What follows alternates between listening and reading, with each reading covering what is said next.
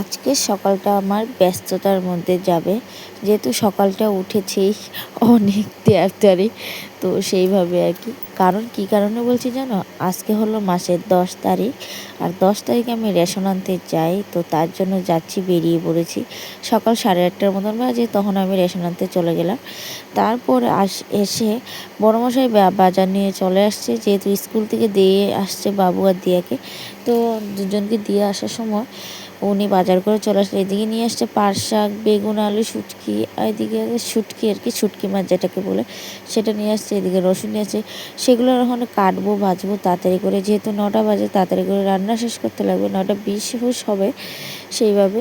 এদিকে আমাদের বড়মশাই যেহেতু চানা সিদ্ধ করছিল, তো আর কি তো বললো আমার একটু চাই মুরগির জন্য খাবার আনতে লাগবে, তাই আমি খাওয়া আনতে চলেছি।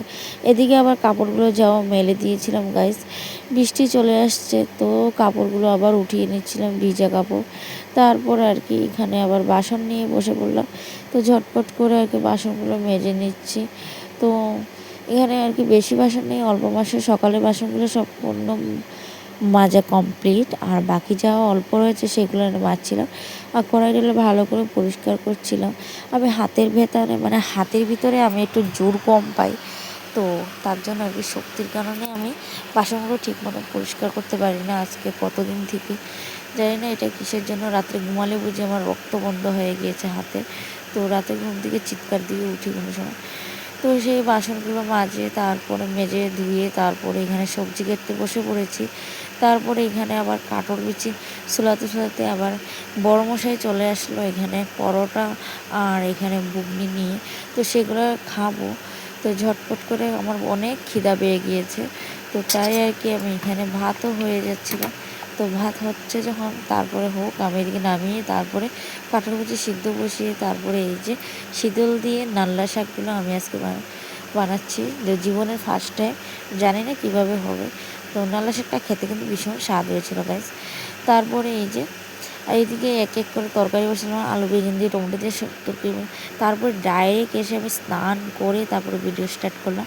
তারপর আমি খেতে বসে বললাম, যেহেতু 11:15 বেজে গিয়েছে, আমার 11:15 বলছি 11:45 বেজে গিয়েছে আমি খেতে যখন বসেছি। তো বুঝতেই পারছো আমি এখন যাবো কীভাবে, মানে 1:40 2টোর সময় পুরো বাবুর ছুটি, আর আমার 11:45 বেজে গেছে ঘর থেকে বেরোতে।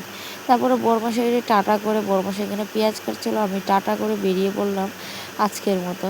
তো যেহেতু আমি সকাল সকাল যেহেতু যেতে লাগে, তারপরে আমার রাস্তায় একটা দেওরের সাথে আমার দেখা হয়ে গেল। আমি যেহেতু ভিডিওর মধ্যে উঠে গিয়েছি, কিছু করার নেই, তো ওনাকে একটু উঠিয়ে গেল। তারপর আর ভিডিও করতে করতে ভাই যেহেতু নিতে চলে আসছিলো, তো গাড়ি করে আমরা পৌঁছে গেলাম আমাদের বাড়ির সদস্যর রাস্তাতে। তো রাস্তাতে পৌঁছিয়ে একটু ভিডিও শুরু করলাম। তারপরে বাড়ি এসে মাকে কাপড় ধুতেছিল মা, তো ডেকে নিয়ে আসলাম, বললাম কাটলটা খাও, কাটল এনেছি। তো এখানে গল্প করছিলাম। তারপরে আমরা সবাই মিলে আড্ডা দিয়ে বিকেলবেলা আমরা এখানে হাম্বা হাম্বা রাম্বা রাম্বা, আমি আর আমার ভাইয়ের ছেলে মিলে বলছিলাম, ও ভাইপু ভাইপু বলছিলাম, তো হাম্বা হাম্বা রাম্বা রাম্বা তাই বললাম। আর এখানে দৌড়াদৌড়ি লাগছিল রোগীরে নিয়ে। তো ওইখানে যে আমার থাকবে না আমার বউ, তো সেভাবে হাম্বা হাম্বা রাম্বা রাম্বা করে। তো আজকের মতো ভিডিওটা শেষ করলাম। কেমন লাগলো, ভালো লাগলে